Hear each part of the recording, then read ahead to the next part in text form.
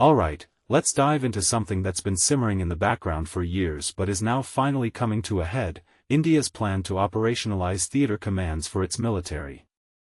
If you're not familiar, this is a big deal. It's about restructuring the Indian armed forces to create a more integrated, unified warfighting machine. And guess what?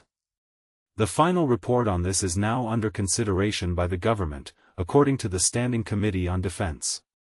Personally, I think this is a game changer, not just for India but for how modern militaries are structured globally. What makes this really interesting is that it's not just about moving pieces around on a chessboard, it's about fundamentally changing how the Army, Navy, and Air Force work together.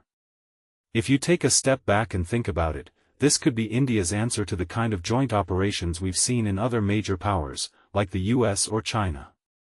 But here's the thing: it's taken years to get to this point. Why? Because integrating three distinct services with their own cultures, hierarchies, and priorities is no small feat. One thing that immediately stands out is the timing. With General N.S. Subramani taking over as Chief of Defense Staff, CDS, there's a sense of fresh momentum. In my opinion, this could be the push the project needs to finally cross the finish line. But let's not forget, this isn't just about leadership. The Joint Staff has been working behind the scenes, studying global military models and holding consultations to iron out the kinks. What many people don't realize is that this isn't just a bureaucratic exercise, it's about building consensus among services that have historically operated in silos. And that's where the real challenge lies.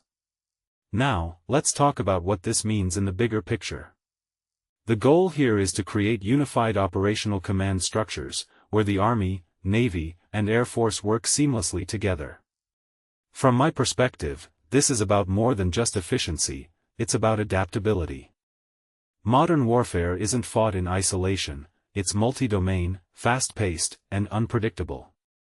A detail I find fascinating is how the HQ Integrated Defense Staff, IDS, will play a role in coordinating operational issues during the transition.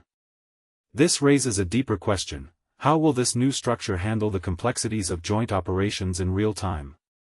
What this really suggests is that India is preparing for a future where conflicts are not just land, sea, or air-based but a combination of all three. But here's where it gets even more intriguing. The committee report highlights that this is the only recommendation among 34 that's still pending a final government reply. Why is this one so tricky? In my opinion, it's because it's not just about restructuring, it's about reshaping the very culture of the military. And that's always the hardest part. If you ask me, the success of this initiative will depend on how well the Chiefs of Staff Committee, COSC, can foster a collaborative mindset.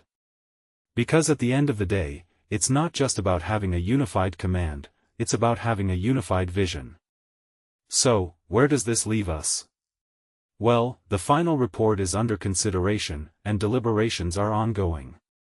But personally, I think the real story here isn't just the restructuring, it's the transformation of India's military into a force that's ready for the challenges of the 21st century. What do you think? Is this the right move, or are there pitfalls we're not seeing? Let me know in the comments below. Because one thing's for sure, this is a conversation that's just getting started.